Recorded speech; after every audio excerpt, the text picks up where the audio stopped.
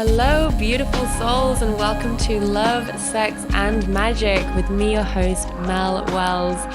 And oh my goodness, I'm so excited to introduce to you a brand new vibe, a brand new theme, a brand new feeling for this show because we now have a beautiful home studio here in my apartment in Miami. So what do you think? Take a look around. Do you like the vibe? I'm so proud of it and I'm so excited for all of the incredible guests, the new incredible content that we're going to be shooting here. And we just have some amazing people lined up for this round of episodes. So get excited.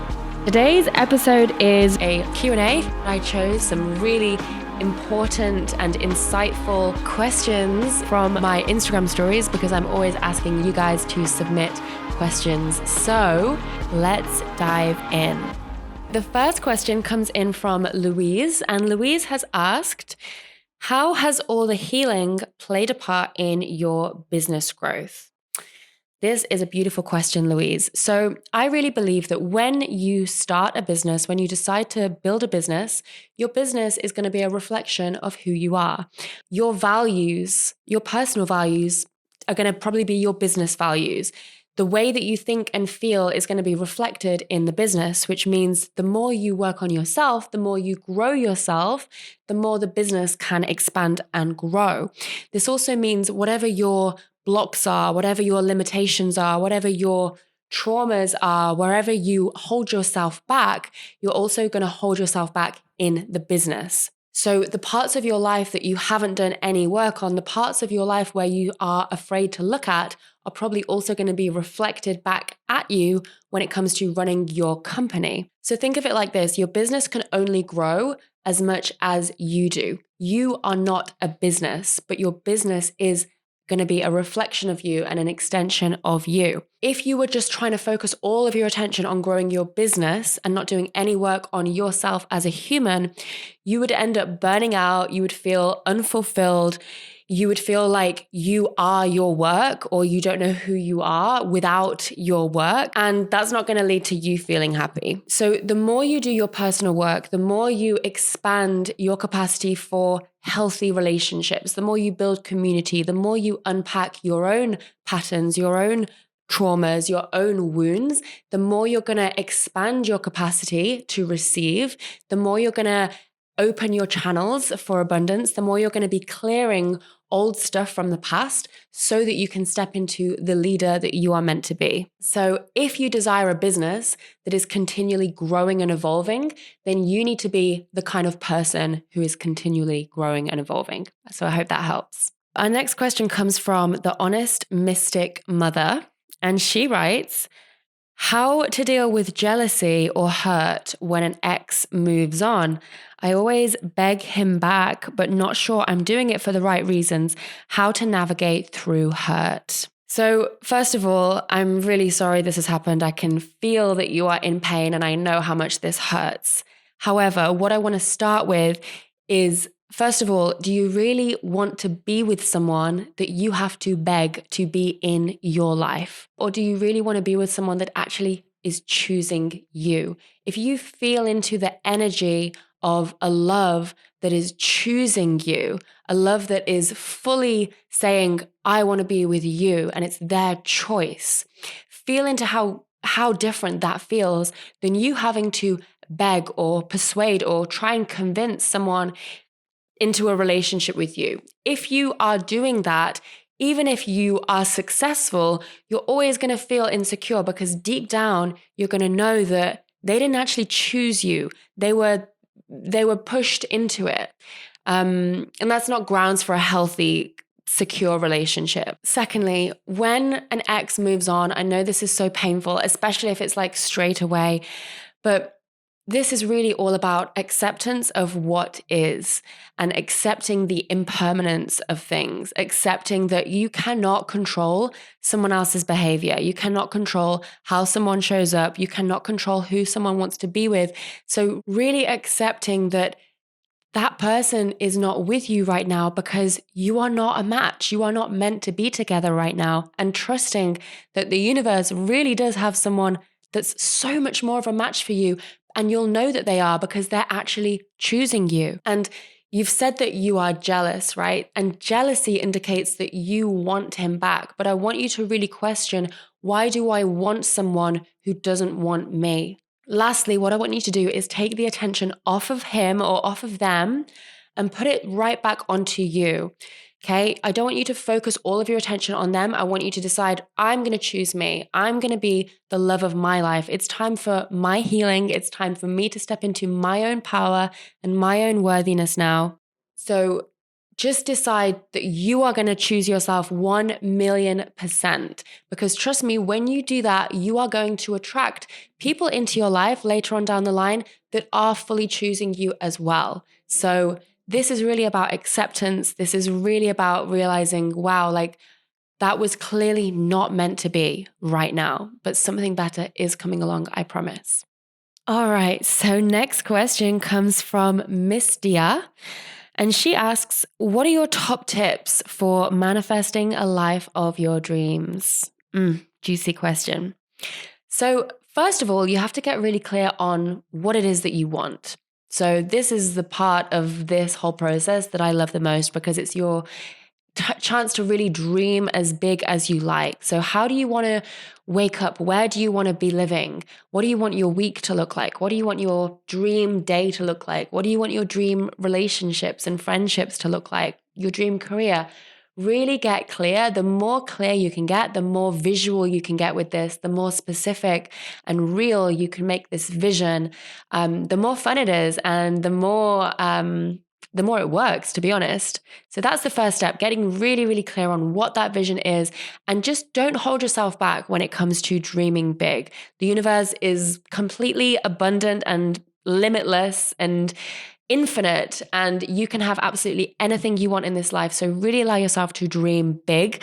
The second step that I want to advise you do is really immerse yourself in that vision as much as you can. So this might look like screenshotting pictures. This might look like a vision board. This is going to look like following people and getting in their world who have the things that you want, consuming podcasts, shows, watching things, doing research, really getting into this world as much as possible so that you don't have that separation between you and where you want to get to. If you have the funds, I would pay for a mentor that has the things that you want, that can advise you on how you can actually get there. Next, and this is really important, is I want you to surround yourself with people who really believe in you and will support your dreams. The worst thing you can do for your dreams is be surrounded by people who are constantly putting you down or saying that you can't do the things that you want to do because they have small dreams themselves. So surround yourself with people that have big dreams or that are really supportive of yours. And of course, it can help to really see if you can surround yourself with people that are actually living their dreams right now. That's going to give you so much more ammunition to fulfill the life of your dreams. And finally, just start taking action today, right? When I first started doing this work, when I first did this exercise, one thing that I really wanted to manifest was, I really want to wake up on the beach and I want to do yoga on the beach every morning. This is years ago, right? I was a yoga teacher at the time and I really wanted to wake up on the beach and do yoga. But I was living in my hometown, Coventry in England, nowhere near a beach, not nice weather. But what I did was I ordered a yoga mat that had a picture of this paradise beach on it. And I rolled it out in my living room and I would practice yoga every morning and I would visualize that I was on a beach, right? So that was just a small thing that I did that got me tapping into the feeling of the life that I wanted to live. And now, I actually live on the beach, and I've been living in beautiful places around the world right on the beach. So that was just a small step that I took that didn't really cost any money, just a yoga mat, but it was a big step that helped me step into the life that I wanted to create.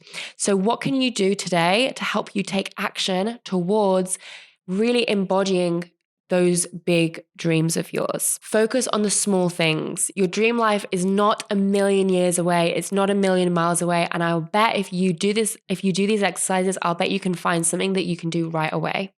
Okay, so this next question comes in from Fat Moth. And Fat Moth writes, thoughts on random one-night stands. So I'm just going to be real with you on this. The way that I view this is kind of like someone asking me a question, what are your thoughts on McDonald's chicken McNuggets? That's how I see this, right? I would see a random one night stand as that like 3 a.m. pizza order.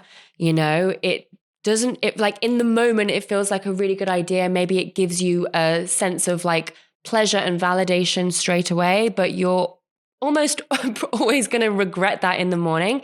Doesn't feel good for your body, doesn't feel good for your health. And overall, your sexual health is a really important part of your vibrancy, your well-being, your overall health. And I really feel that, especially if you are someone that's on a spiritual path, you are going to be very sensitive to people's energy. You're going to notice who you want to spend time with. You're going to feel a lot more sensitive to spending time with certain people. And what that means is you're just going to be more choosy about who you want in your life, about who's in your inner circle, around who you can spend a lot of time with.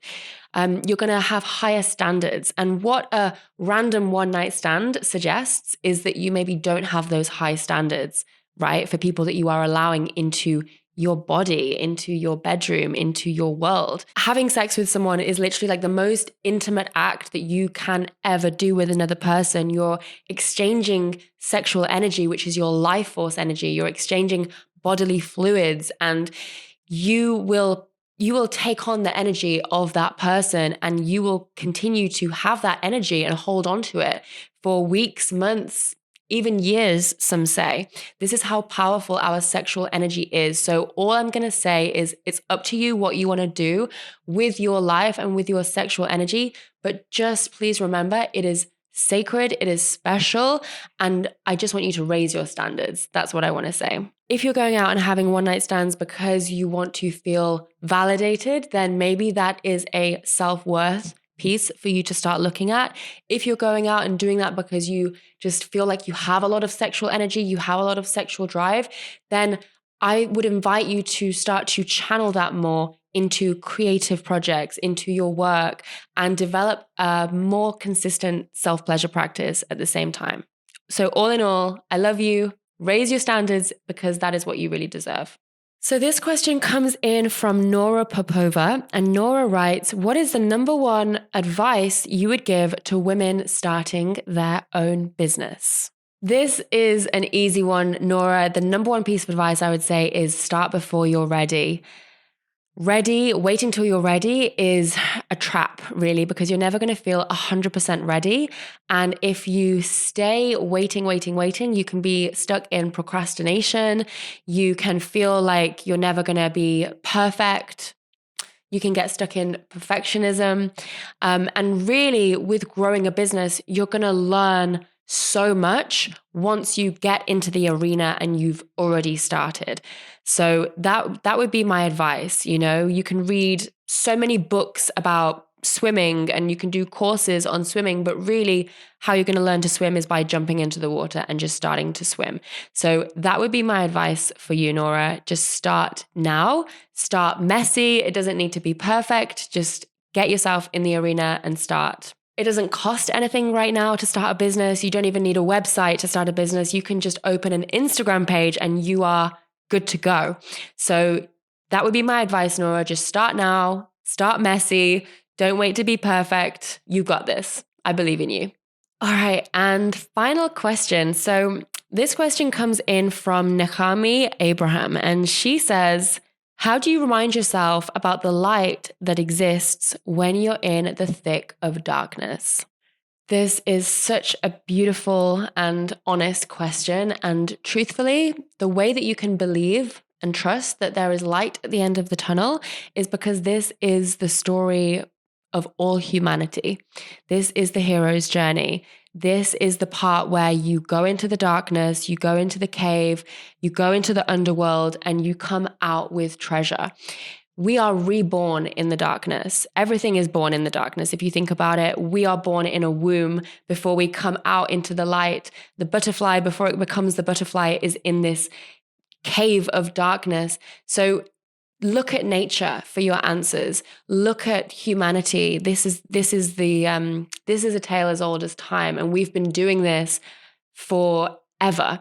So I want you to look back at your life, Nakami, and think about all the times in your past where you have felt like you've been in darkness or you've been in pain, and look at what that has transformed into. Look at the light that came into your life afterwards.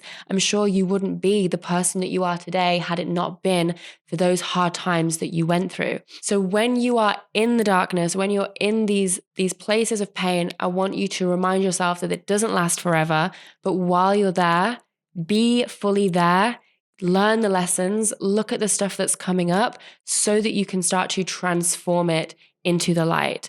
Everything transforms in the darkness. You are not going to be the same person that you were when you went into it. I absolutely guarantee. The darkness is going to be your absolute greatest teacher. So I want you to learn the lessons, trust, and then when you are ready, you will emerge like a phoenix rising from the flames.